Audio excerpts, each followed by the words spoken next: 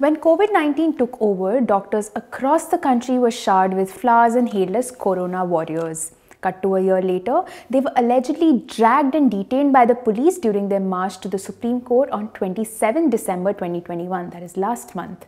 The reason? Resident doctors had been protesting against the repeated delay in NEET PG counselling and the subsequent admission process.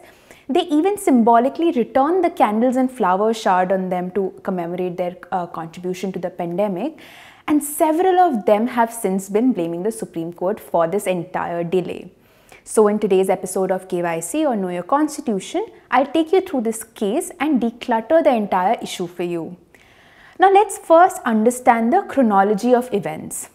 NEET PG exam 2021 was originally scheduled for April last year, but it was postponed to August and then to September because of the COVID-19 second wave. This didn't have any stipulation for OBC or EWS quota, and several state governments objected to this, especially the Tamil Nadu government. It even filed a petition in the Madras High Court. And to cut the long story short, because of the Madras High Court's orders, the central government issued a notification on 29 July last year. But this notification didn't just have the 27% reservation for OBCs, it also had 10% reservation for economically weaker sections, that is EWS, in All India quota for undergraduate and postgraduate medical dental courses from the current academic year, that is 2021-2022 onwards. As to who all will be eligible for the EWS quota, the government had set this at 8 lakh per annum in January 2019. Basically, families whose annual income is below 8 lakh rupees per year are eligible for the EWS quota. Now, September 28th was when NEET PG results were announced. Then in October last year, several petitions were filed in the Supreme Court by many NEET PG candidates only, challenging the constitutional validity of this EWS OBC quota that the centre had notified earlier. And now is when the Supreme Court held a detailed hearing and raised several doubts over this 8 lakh income criteria. It raised some very important questions like how can the 8 lakh limit be uniformly applied across the country, because across the country there are income disparities and different standards of living as well. The central government then asked for time to file an affidavit in the court to respond to the court's questions and doubts. This was on October 7th. When the case came up on October 21st, the central government still hadn't filed any affidavit. This is when the Supreme Court passed an order asking detailed questions to the centre once again. I'll post a link of the order in the description to this video. The Supreme Court also referred to certain provisions of the Constitution for this in its order. So for this, let us take a step back first for a minute and understand how the EWS quota was introduced. It was done through a constitutional amendment in 2019. It provides for a 10% reservation in government jobs and educational institutions for the EWS category. To do this, it amends two articles of the Constitution, Articles 15 and 16. Now, in short, Article 15 bars discrimination on the grounds of religion, race, caste, sex or place of birth, and Article 16 guarantees equal opportunity in matters of public employment jobs. The 2019 amendment added a clause to both these articles, allowing the Parliament to make special laws for the EWS category similar to what it does for SC, STs and OBCs.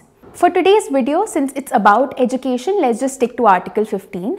Now, the explanation that was added to Article 15 for EWS quota empowers the government to notify who economically weaker sections would be on the basis of family income and other indicators of economic disadvantage. You can read the provision on your screens right now. So all the Supreme Court did in its order was ask the central government to explain what sort of an exercise the central government had taken to arrive at this 8 lakh limit for the EWS category. Now, on 25th October last year, the centre then told the Supreme Court that NEET counselling will not start till this case was pending. A day later, on 26th October, the central government finally filed an affidavit in the case defending the 8 lakh limit. When the case came up on 28th October, it was the central government again that requested that the case should be heard after Diwali vacations instead of asking for urgent hearing, postponing the case again. Then suddenly a month later on 25th November, the central government asked for 4 more weeks, saying that it will review the EWS criteria. At this point too, the Supreme Court in fact suggested that the EWS quota should be deferred to next year so that at least the counselling for this year can begin. The court even said that students are losing out on time. But the central government was adamant and told the court that it wants to enforce the EWS quota from this year itself. This is when it finally put together a 3-member committee on 30th October to look into the criteria, and in an affidavit filed on 31st December, it has now told the Supreme Court that it wants to retain the 8 lakh limit again.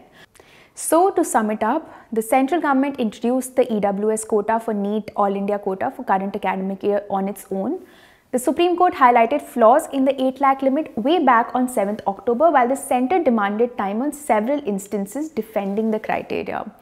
So while the Supreme Court has been criticized for intervening in this entire issue at all, there are also experts who have since pointed out that all the Supreme Court was doing was being careful not to interfere in policy decisions while demanding explanations from the centre on how it arrived on the 8 lakh limit, simultaneously giving multiple opportunities to the centre to go on with the counselling.